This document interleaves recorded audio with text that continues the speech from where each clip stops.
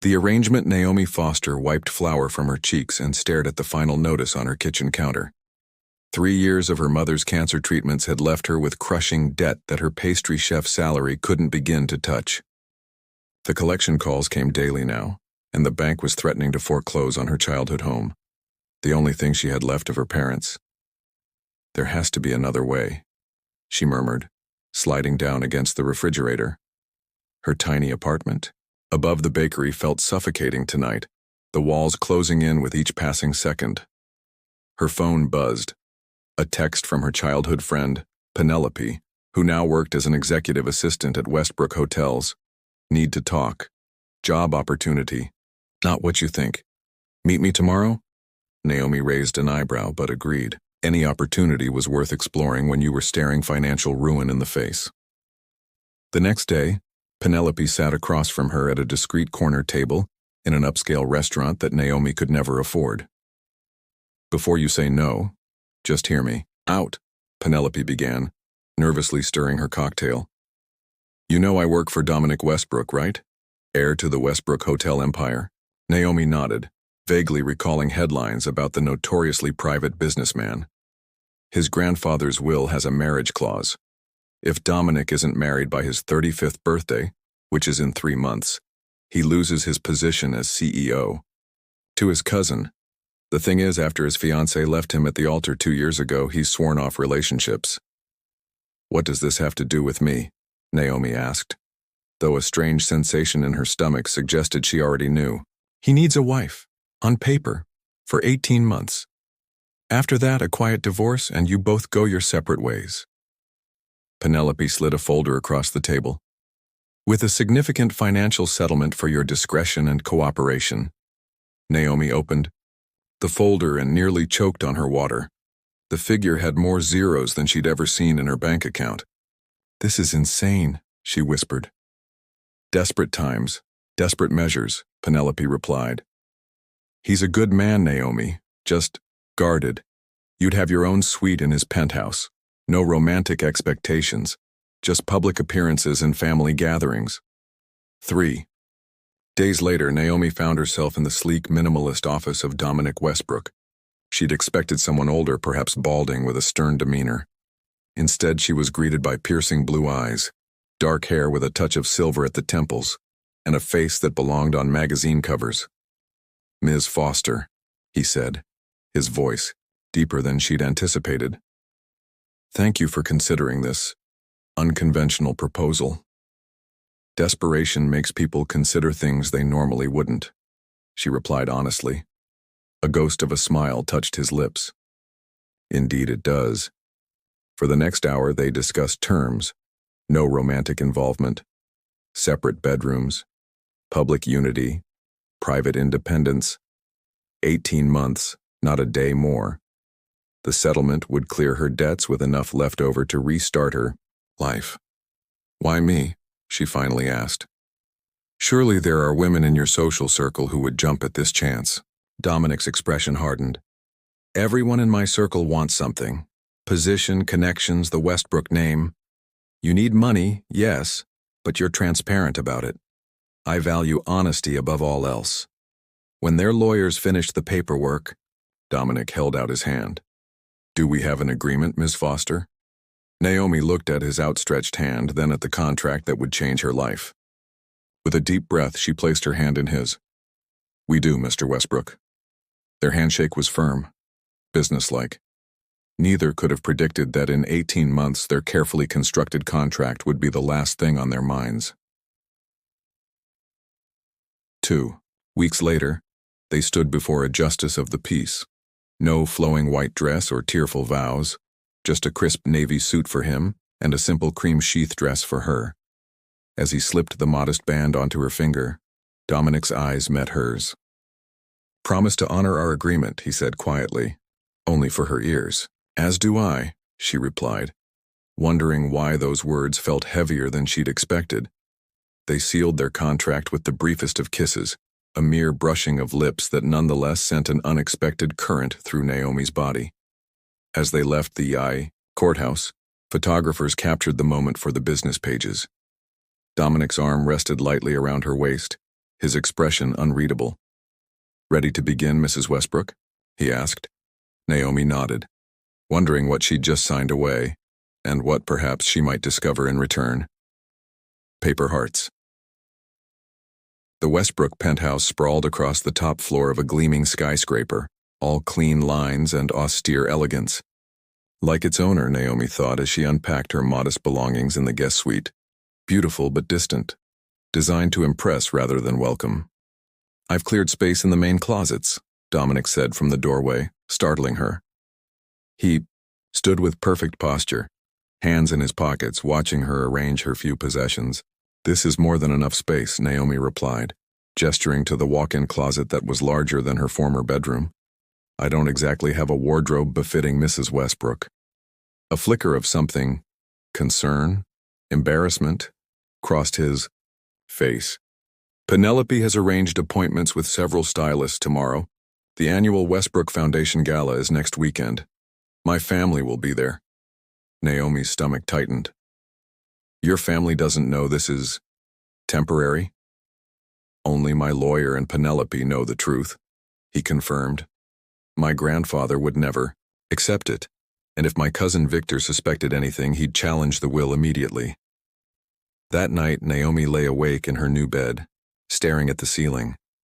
The sheets were impossibly soft, the mattress perfect, yet sleep eluded her. The enormity of her decision pressed down on her chest. She'd married a stranger, for money. What would her mother think? Around 2 a.m., she gave up and padded to the kitchen for tea. To her surprise, a light was already on, and Dominic sat at the island counter, reading financial reports. "Sorry," she murmured, turning to leave. "No need," he replied, closing his laptop. "Insomnia's an old friend of mine." Awkward silence stretched between them as she prepared her tea. When she finished, she hesitated, then sat across from him. "Tell me about your family. If I'm going to convince them we're in love, I should know something." Dominic studied her for a moment, then nodded. "My grandfather, Edward, built the company from nothing. He's traditional, values family above all. My parents died when I was 16. Plane crash. I was raised by my grandfather after that." "I'm sorry," Naomi said softly. He acknowledged her sympathy with a slight nod. "My cousin Victor has wanted the CEO position since we were children. He's ruthless, charming in public, calculating in private, and you need to protect the company from him," she surmised. "The employees, actually. Victor would strip assets, lay off thousands." Dominic's voice remained even, but his knuckles whitened around his mug. "Your turn. Tell me something real. About Naomi Foster." She hesitated, then offered, "I bake when I'm anxious. My mother taught me. Before she got sick, we had plans to open our own patisserie." That first conversation broke the ice. Over the following days, a tentative routine formed. Mornings, they orbited each other quietly. Dominic preparing for early meetings, Naomi adjusting to a life where financial survival wasn't her daily focus. Their interactions were polite, careful, bounded by invisible lines neither dared cross. The Tao stylists transformed Naomi's wardrobe, but she felt like an imposter in the designer clothes. The night before the gala, she stood before the mirror in her gown, a midnight blue creation that made her hazel eyes look almost golden, and barely recognized herself. "You look troubled," Dominic observed from the doorway. Naomi met his eyes, in the mirror. "I'm terrified I'll say something wrong tomorrow, that everyone will see through this." He approached slowly, stopping a respectful distance behind her. "Just be yourself." The Naomi who argued with me for 20 minutes about whether croissants should be made with European or American butter. A surprised laugh escaped her. "You conceded I was right." "I did no such thing," he replied. But the corner of his mouth lifted. At the gala, Naomi gripped Dominic's arm as they entered the grand ballroom. "Breathe," he murmured, his breath warm against her ear. "You belong here now." Edward Westbrook was imposing despite his 80 years, keen-eyed and sharp-witted as he assessed his grandson's new wife. "So this is the woman who finally captured—" "Dominic," he said, kissing Naomi's cheek. After that disaster with Jennifer, I'd nearly given up hope. Grandfather, Dominic warned quietly. What? I'm delighted, though surprised by the suddenness. When you know, Naomi replied, surprising herself with her steady voice. Victor approached, handsome in a predatory way, with his wife Vanessa, a willowy blonde whose smile never reached her eyes. The mysterious bride, Victor said, kissing Naomi's hand a beat too long. Dominic's kept you quite the secret. Some treasures aren't meant for public consumption, Dominic replied smoothly, placing a protective hand at the small of Naomi's back. Throughout the evening, Dominic remained attentive, refilling her champagne, guiding her through conversations, with his subtle touch, laughing genuinely at her observations. It felt real enough that Naomi occasionally forgot it wasn't. During a moment alone, Victor cornered her by the terrace doors. I'm curious, Naomi. What attracted you to my cousin? His charm? Or perhaps his substantial portfolio? During a moment alone, Victor cornered her by the terrace doors. I'm curious, Naomi. What attracted you to my cousin? His charm? Or perhaps his substantial portfolio? Before she could respond, Dominic appeared. Asking my wife for investment advice, Victor? She's quite shrewd. Just getting to know family, Victor replied with a snake's smile. Later that night, as they returned to the penthouse, an uncomfortable silence filled the elevator. You were perfect, Dominic finally said. Grandfather is completely convinced. It wasn't as difficult as I expected, Naomi admitted. You were different tonight, warmer. Something vulnerable flashed in his eyes. Not different. Just less guarded, perhaps. The next morning, Naomi woke to find a small box outside her door. Inside was a delicate silver bracelet with a single charm, a tiny rolling pin. The note simply read, "For your convincing performance." That same day, Dominic returned home to find freshly baked croissants on the counter with a note. Made with European butter, obviously. Neither mentioned these exchanges, but something had shifted. The invisible lines began to blur. They still lived separate lives, but their orbits grew closer. Dinner together some evenings, occasional weekend mornings sharing coffee and the newspaper, conversations that stretched longer than necessary. Paper hearts, Naomi thought one night, watching Dominic laugh at something on television. That's what they were building. A marriage crafted from paper, contracts and arrangements and rules, slowly taking on the shape of something that looked remarkably like affection. But paper burns easily, she reminded herself, and their contract had an expiration date. Cracks in the foundation. 3 months into their arrangement, Naomi and Dominic had developed a comfortable rhythm. They'd mastered the art of appearing as a devoted couple in public while maintaining their carefully negotiated boundaries in private. If those boundaries occasionally blurred, if his hand lingered on her shoulder or her eyes sought his across a room, neither acknowledged it. Naomi had transformed the penthouse's unused sunroom into a test kitchen where she experimented with new recipes. Dominic, to her surprise, had become her willing taste tester, offering thoughtful critiques that actually improved her creations. These are exceptional, he said one evening, sampling her black sesame macarons. A rare October thunderstorm raged outside, casting dramatic shadows across the penthouse. Good enough to serve at the opening? She asked nervously. The question hung between them. 2 weeks earlier, over a late dinner, Dominic had casually mentioned a vacant storefront in the lobby of Westbrook's flagship hotel. It would make an excellent patisserie, he'd said, studying her reaction. The next day, he'd presented her with a business proposal, a shop of her own with startup capital provided as an early anniversary gift for appearance's sake. Naomi had hesitated, pride warring with opportunity, but eventually accepted. The grand opening was scheduled for next month.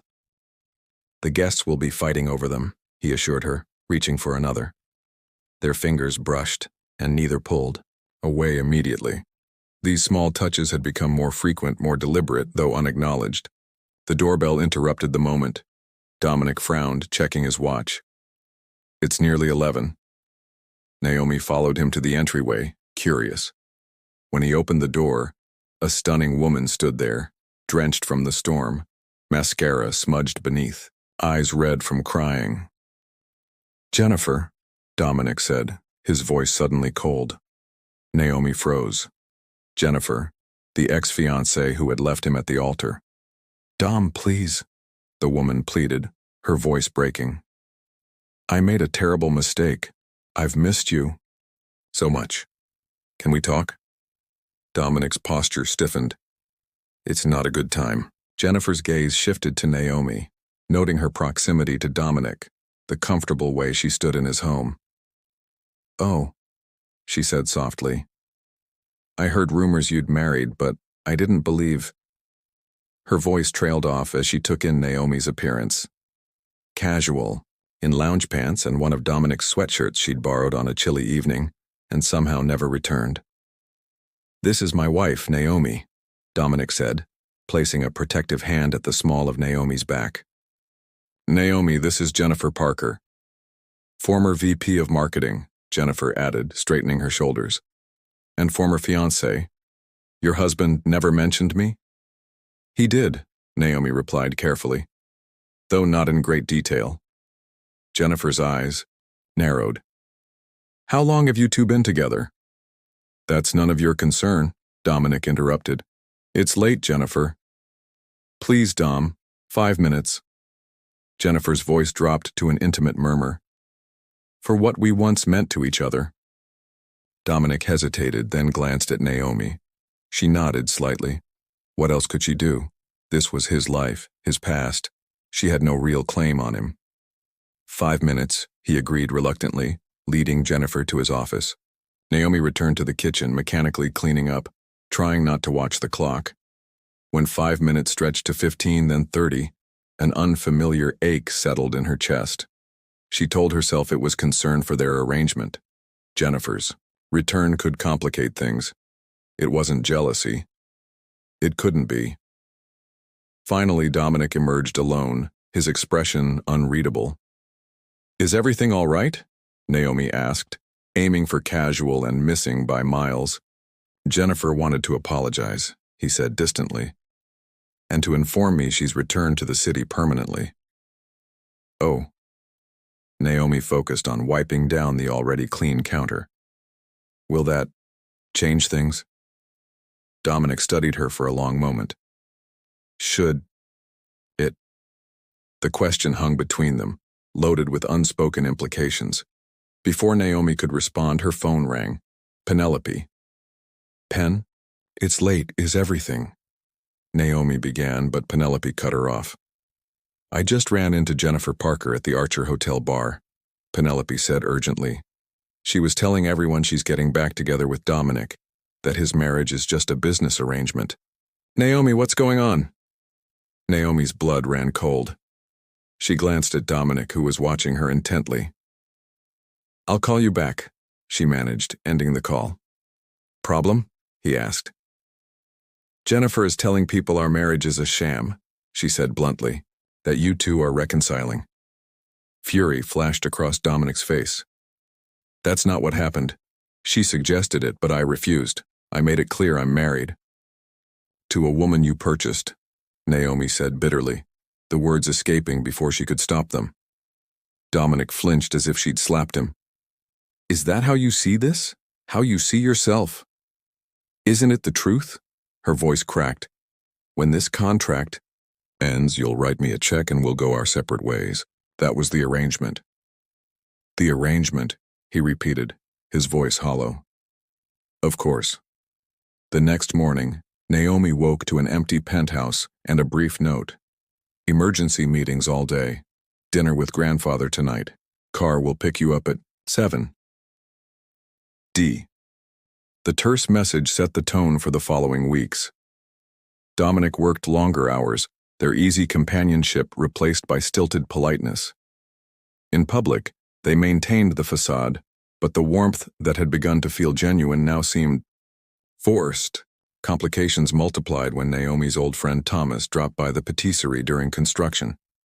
His unexpected hug was captured by a photographer, and the photos, innocent but easily misinterpreted, appeared in a gossip column the next day.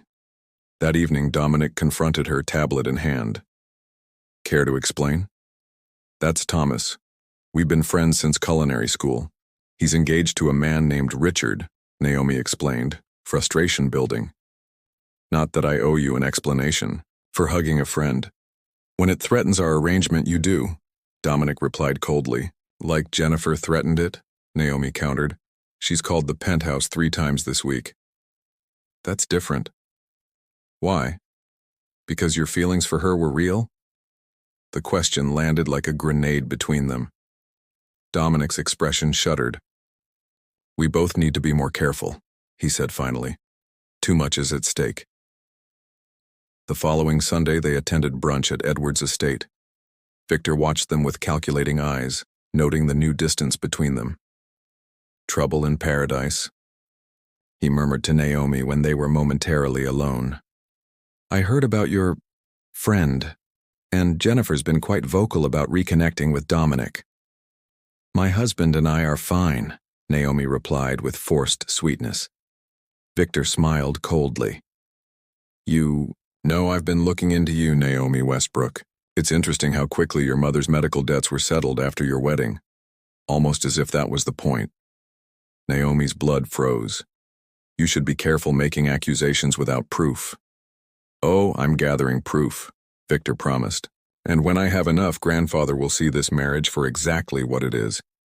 Across the room, Dominic was deep in conversation with his grandfather.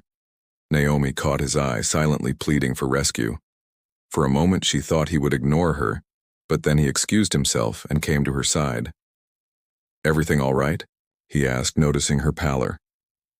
Victor knows, she whispered, or suspects. About us, about why I married you. Dominic's arm slid around her waist, drawing her protectively against him. Let him suspect, he said, loud enough for Victor to hear. He's always been jealous of what he can't have. In the car ride home, the brief unity they'd shown crumbled into strained silence. Thank you, Naomi finally said, for backing me up with Victor. Dominic stared out the window. We made a deal. I honor my commitments. Is that all this is to you now? A commitment to honor? He turned to her then, his expression conflicted. What do you want it to be, Naomi? She had no answer. Or perhaps she did, but it terrified her to admit it, even to herself. The cracks in their carefully constructed foundation were widening, and neither knew how to repair them, or if they even should. That night, alone in her room, Naomi stared at the contract in her hands. 6 months down, 12 to go. She'd survived this, she told herself. She'd survived worse. But the hollow feeling in her chest suggested that surviving and living were 2 very different things. Rewriting the rules. December arrived with a blanket of snow and a peculiar tension in the Westbrook penthouse. Naomi and Dominic had settled into an uneasy détente, polite in private, convincingly affectionate in public, both pretending the cracks in their foundation weren't widening daily. The patisserie, named Flour and Honey, had opened to rave reviews. Naomi threw herself into the work, grateful for the escape from the penthouse and the confusing emotions that swirled whenever Dominic was near. He still attended important events with her, still introduced her proudly as my wife, the culinary genius, but something essential had been lost between them. One Tuesday evening, Naomi was closing the shop when the phone rang. Thinking it might be a last-minute order, she answered. Mrs. Westbrook, an unfamiliar voice asked. This is Mercy Hospital. Your grandfather-in-law has been admitted after suffering a stroke. The world tilted beneath her feet. Is he? Stable, but critical. Your husband is requesting you come immediately. Naomi rushed through the winter night, heart pounding. Despite their arrangement, she'd grown genuinely fond of Edward Westbrook. The shrewd businessman had a soft spot for her, delighting in her baking and often calling just to chat about her day. When she arrived at the hospital, she found Dominic alone in the waiting room, his normally impeccable appearance disheveled, eyes red-rimmed as he stared unseeing at the floor. "Dominic," she said softly, dropping her bag and rushing to him. He looked up, and the raw emotion on his face stole her breath. Without a word, he stood and pulled her into his arms, burying his face in her hair. She held him tightly, feeling his shoulders shake with silent grief. "The doctors say it's severe," he finally whispered against her temple. "They're not sure how much function he'll recover. He's all the family I have left." The words pierced Naomi's heart. Without thinking, she pulled back just enough to frame his face with her hands. "No, he's not. You have me. Whatever happens, you're not alone." Something shifted in his eyes. Surprise, vulnerability, a flicker of hope quickly suppressed. Before he could respond, a nurse approached. "Mr. Westbrook? Your grandfather is asking for you. And your wife." Edward lay small and fragile against the hospital sheets, his right side paralyzed, his speech slurred but comprehensible. "There's my favorite grandson," he managed, attempting a smile. "And his lovely bride." Naomi took his good hand while Dominic spoke quietly with the doctor in the corner. "You gave us quite a scare," she said gently. Edward's grip tightened on hers. "Need to tell you something," he said with effort. "Important." She leaned closer. "I know," he whispered. "About the arrangement." Naomi's blood froze. "What?" "Old man, not stupid," Edward continued laboriously. "Investigated when you first appeared, but then—" He paused, gathering strength. "Saw how he looks at you. How you look at him, not acting." "Edward, don't waste time," he interrupted. "Life's too short. Lost my Eleonora after 40 years. Still not enough time." Before Naomi could respond, Dominic returned to the bedside. Edward's gaze shifted between them, a knowing look in his eyes despite his condition. "Going to need help," he told Dominic. "Recovery, don't trust facilities, home." "Of course," Dominic agreed immediately. "We'll convert the library at your house, hire the best therapists." Edward shook his head slowly. "Your home, with both of you. Need family now." Dominic glanced at Naomi, a question in his eyes. Without hesitation, she nodded. "We'd be honored to have you stay with us," she said firmly. Later, when Edward had fallen asleep, they stood in the corridor discussing logistics. "This will change things," Dominic said quietly. "He'll be with us constantly. Our arrangement will be under scrutiny." "We'll manage," Naomi replied. "He needs us." Dominic studied her, something unreadable in his expression. "Why are you doing this? The contract doesn't require you to become a caregiver." The question stung more than it should have. "Is that all I am to you? A contract to be fulfilled?" She shook her head, suddenly exhausted. "Edward is a good man, who's been kind to me and you," she faltered. "Despite everything, you matter to me. That's why." 2 days later, Edward moved into the penthouse. The next weeks were a blur of medical appointments, therapy sessions, and adjustments as they adapted to their new reality. Naomi rearranged her schedule at the patisserie to be home more, while Dominic conducted business from his home office to remain close by. Edward's presence changed the atmosphere. The strained politeness between them gave way to genuine teamwork as they coordinated. His care, forced into constant proximity, they had no choice but to lower their guard. One night, after a particularly difficult day when Edward's frustration with his limited mobility had resulted in an emotional outburst, Naomi found Dominic on the terrace, staring out at the snow-covered city. "He's finally asleep," she said, wrapping her cardigan tighter against the cold. Dominic nodded, not turning. "Thank you. For today. For everything." She moved beside him, their shoulders almost touching. "You don't have to thank me." "I do," he insisted quietly. "You've gone above and beyond any obligation. The contract—" "Stop talking about the contract," Naomi interrupted, surprising them both with her vehemence.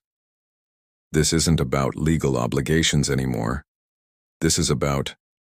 She trailed off, unsure how to finish. Dominic turned to her then, his gaze intense. About what, Naomi? Before she could answer, a crash sounded from inside. They rushed to find Edward had attempted to reach the bathroom alone and fallen. As they helped him up, checking for injuries, Naomi caught him watching them with knowing eyes. Stubborn, he muttered. Like you, Dominic. Both of you. Too proud to admit what's right in front of you. The holiday season arrived, bringing with it an unexpected peace to the penthouse. Edward's condition improved steadily, and the three of them developed a comfortable routine. They decorated a Christmas tree together, Edward directing from his wheelchair, Naomi and Dominic following his exacting instructions amid laughter and gentle teasing. On Christmas Eve, after Edward had retired early, Naomi found a small box beneath the tree with her name on it. Inside was a delicate gold locket. When opened, it held a tiny photograph of her mother that Naomi had kept in her wallet. "How did you?" she whispered, looking up to find Dominic watching her from the doorway. "I had Penelope help," he admitted, moving to sit beside her. "She found the photo in your wallet when you left it at the patisserie. I hope you don't mind." Tears filled Naomi's eyes as she touched the precious image. "It's the most thoughtful gift anyone has ever given me." "There's something else," Dominic said hesitantly. He retrieved an envelope from his pocket and handed it to her. Inside, Naomi found the deed to Flower and Honey, transferred solely into her name. "I don't understand." "It's yours," he said simply. "No strings, no connection to our arrangement. Whatever happens when our contract ends, the patisserie remains yours." Naomi stared at the document, emotions washing over her. "Why?" Dominic's gaze was steady, vulnerable in a way she'd never seen before. "Because I want you to have choices, Naomi. Real ones." The implication hung between them, that perhaps when the time came she might choose to stay. "I have something for you too," she said softly, retrieving a package from behind the sofa. "It's not as significant, but..." Dominic unwrapped it carefully, to reveal a leather-bound album. Opening it, he found photographs, dozens of them, chronicling the months of their marriage. Public events, quiet moments at home, the opening of the patisserie, memories she'd collected without him realizing when... "Did you take these?" he asked, turning pages slowly. "I didn't for the most part," she admitted. "Penelope helped, and your grandfather's staff. Even Victor's wife, Vanessa, contributed a few." The final page held a handwritten note. "Real or not, these moments happened. They matter." And Dominic looked up, his expression open and unguarded. "Naomi, A sudden ring interrupted them. Dominic's phone with Victor's name flashing on the screen. Reluctantly, he answered. "What? When?" His expression darkened as he listened. "No, absolutely not. I'll handle it." He hung up, tension radiating from him. "Victor's making a move. He's called an emergency board meeting for tomorrow, claiming grandfather's condition makes him unfit to retain his voting shares." "Can he do that?" Naomi asked, alarmed. "He's going to try." Dominic ran a hand through his hair. "If he succeeds, the company structure changes immediately. Our marriage would no longer satisfy the inheritance clause because the position would already be forfeit." Understanding dawned on Naomi. Then all of this would have been for nothing. Dominic's gaze snapped to hers, something fierce in his eyes. "Is that what you think, that it would all be for nothing?" The air between them charged with unspoken words and emotions too long denied. In that moment, standing amid Christmas lights with the evidence of their shared life surrounding them, the rules they'd so carefully established seemed arbitrary and hollow.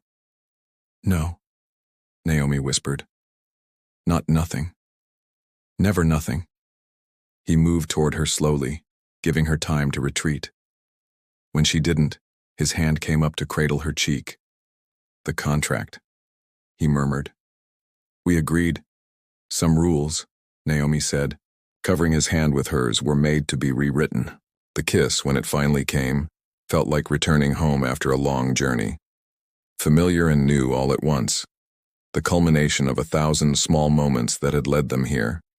Tomorrow would bring challenges. Victor's scheme, Edward's health, the uncertain future of their arrangement. But tonight, in the glow of Christmas lights, they allowed themselves to acknowledge what had been growing between them for months, something no legal document could contain or define. Beyond the dotted line, the boardroom of Westbrook Hotels buzzed with tension. Executives shifted uncomfortably as Victor stood at the head of the table, his presentation displayed on the screen behind him. In conclusion, he said smoothly, while we all respect Edward's contributions, his medical condition necessitates a leadership transition. As per Section 14 of the company charter, I move to activate the contingency succession plan, effective immediately. Murmurs rippled through the room. Dominic remained perfectly still beside Naomi, his face a mask of professional composure despite having barely slept. They'd spent the night reviewing documents, strategizing, and occasionally, when the weight of it all became too heavy, finding comfort in each other's arms. Before we vote, Dominic said, standing, I'd like to introduce someone. The boardroom. Doors opened, and Edward Westbrook entered in his wheelchair, assisted by his physical therapist. Though his body was weakened, his eyes burned with the same fierce intelligence that had built an empire. Rumors of my incapacitation, Edward announced clearly, his speech only slightly slurred, have been greatly exaggerated. Victor's confident smile faltered. Grandfather, we're all pleased to see you, but your health is improving daily, Edward interrupted. My doctors have confirmed I retain full cognitive function. My right side is weaker, yes, but last I checked, I think with my brain, not my hand. The board members exchanged glances, their relief palpable. Edward had been more than a CEO. He was the heart of Westbrook Hotels, respected and beloved by all. Furthermore, Edward continued, nodding to Dominic, my grandson has demonstrated exceptional leadership these past weeks, managing both company operations and my care. The succession plan is secure. Victor's jaw tightened. The succession plan requires marriage, which Dominic has certainly arranged, rather conveniently. He turned to Naomi with a cold smile. Tell me, Mrs. Westbrook, was the timing of your whirlwind romance purely coincidental? Or was there perhaps a more pragmatic arrangement? The room fell silent. Naomi felt Dominic tense beside her, ready to intervene, but she placed a steadying hand on his arm and stood. When Dominic and I met, she said clearly, meeting Victor's gaze without flinching, neither of us believed in love anymore. I'd lost my mother after years of watching her suffer. He'd been betrayed by someone he trusted. She looked around, the room at these strangers who had become entangled in their complicated truth. We were two wounded people who found unexpected healing in each other. She turned to Dominic, whose eyes held a mixture of surprise and something deeper, something that made her heart race. The timing wasn't conventional, no, but the feelings, her voice wavered slightly. Those became real. Edward cleared his throat. If you're questioning the authenticity of their marriage, Victor, I suggest you look at how they've cared for me these past weeks. No contract could create that kind of devotion. Naomi's breath caught. Edward's choice of words, contract, couldn't be coincidental. His knowing look confirmed it. I believe we've heard enough, said Gloria Chen, the longest-serving board member. Unless there's concrete evidence of impropriety, this matter is closed. The vote was decisive, 11-1 against Victor's motion. As the meeting adjourned, he approached Dominic and Naomi, his smile tight. This isn't over, he warned quietly. I have investigators looking into your financial records, Naomi. The truth always surfaces eventually. Then you have nothing to worry about, Dominic replied calmly. The truth will indeed come out, all of it, including your attempts to manipulate the board. Later that evening, as they celebrated the victory with Edward at the penthouse, Naomi slipped away to the terrace. The city glittered below, a tapestry of lights against the winter darkness. So much had changed in 9 months. Her circumstances, her confidence, her heart. The contract that had once seemed her salvation now felt like a constraint, limiting what was growing between them. "Penny for your thoughts?" Dominic's voice came from behind her. Naomi turned, wrapping her arms around herself against the cold. "Just processing. It was close today." Dominic joined her at the railing. "Victor won't give up. He's determined to expose our arrangement." "Does that worry you?" "Not for the reasons you might think." He hesitated, choosing his words carefully. "If the truth came out now, we could weather it. Grandfather knows and clearly supports us. The board respects my leadership." "Then what does worry you?" Naomi asked, sensing there was more. Dominic turned to face her fully. "That when our contract ends in 9 months, you'll walk away because that was our agreement. That you'll feel obligated to honor terms that no longer reflect what's happened between us." Naomi's heart pounded. "And what has happened between us, Dominic?" "I think you know." His voice was soft but certain. "I think you feel it too." Before she could respond, Edward called from inside, and the moment slipped away. But something had shifted, an acknowledgement of feelings too significant to ignore. The next morning, Naomi woke early and slipped out to the patisserie. The familiar routine of baking centered her as she worked through her tangled emotions. By noon, she'd produced enough pastries to feed a small army, and reached a decision that both terrified and exhilarated her. When she returned to the penthouse, she found Dominic in his office, surrounded by papers. "We need to talk," she said from the doorway. He looked up, his expression cautious. "That sounds ominous." "Not ominous, just important." She took a deep breath. "I want to dissolve our contract." Dominic went very still, his face carefully blank. "I see." "No, you don't," Naomi said quickly, moving closer. "I want to dissolve it because I don't want to be your wife on paper anymore." Pain flashed across his features before he could mask it. "I understand. The situation with Victor, the scrutiny, it's more than you signed up for." "That's not it at all," she said, frustration building. "I'm explaining this badly." She pulled the contract from her bag, the document that had defined their relationship for so long.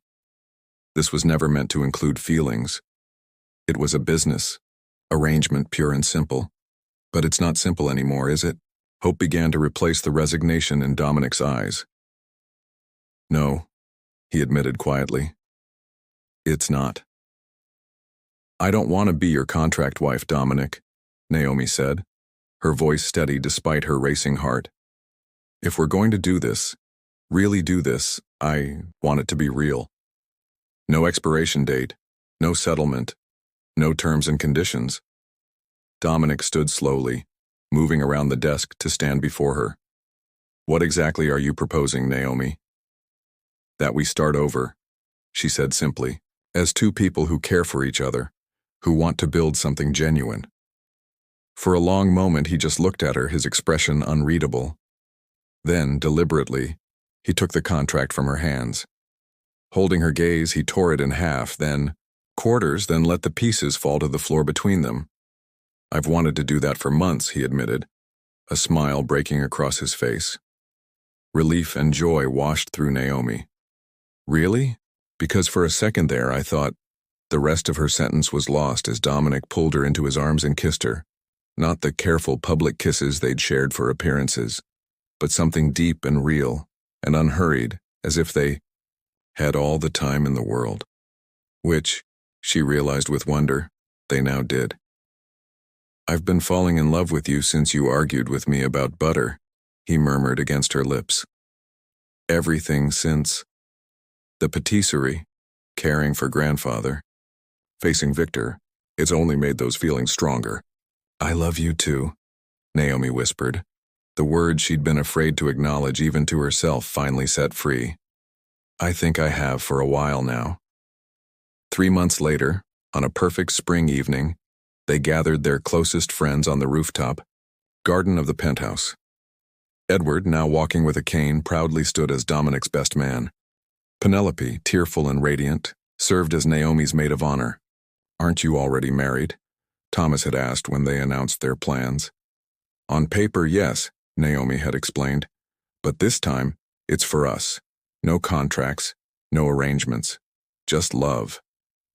As the sunset painted the sky in shades of gold and rose, they exchanged vows they had written themselves, not legal documents or binding agreements, but promises made freely, with full hearts. When we met, Dominic said, holding Naomi's hands in his, I had stopped believing in second chances. You were supposed to be a solution to a problem, but instead, you became the answer to a question I hadn't even known to ask. Tears slipped down Naomi's cheeks as she responded, You offered me an arrangement but gave me a future. What began as lines on a page became the story I never thought I'd have. Afterward, as they danced under string lights, Edward approached them, his eyes bright with emotion. Your grandmother would have loved this, he told Dominic. She always said the best business decision I ever made was asking her to marry me. Turns out I inherited your business acumen after all, Dominic replied, drawing Naomi closer. Edward chuckled.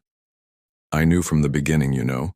Contract or not, the way you looked at each other, that couldn't be manufactured. Later, as their guests celebrated around them, Dominic led Naomi to a quiet corner of the garden. I have something for you, he said, producing a small velvet box. Inside wasn't the ostentatious diamond one might expect from a Westbrook, but a simple, elegant ring with a small honey-colored stone. It reminded me of your eyes, he explained, suddenly uncharacteristically nervous. I know we already have rings, but those were props. This is real. Naomi felt fresh tears gather as he slipped it onto her finger above the platinum band they'd chosen for appearances. It's perfect, she whispered. There's one more thing, Dominic said, pulling an envelope from his pocket. I wasn't sure when to give you this. Inside was a deed to a historic brownstone a few blocks from Flower and Honey. What's this? A home, he said simply. If you want it. The penthouse has always been more showroom than home. I thought we could create something that's truly ours. There's space for a test kitchen, a garden, room to grow. He hesitated. A family someday, if that's something you'd want. Naomi's heart swelled with a happiness so complete it almost hurt. With you? Yes, all of it. As they rejoined their guests, Naomi caught sight of the torn pieces of their contract which she'd saved and framed as a wedding gift to Dominic. Beneath the glass, written in her hand, were the words, What began as a contract ended as a choice. I choose you. Every day. Some would say their story had begun with that first signature on a dotted line. But Naomi knew better. Their real story had started in the spaces between the lines, in shared coffees and midnight conversations, in vulnerability and strength, in the gradual discovery that sometimes the most binding agreements are the ones made not on paper, but in the heart.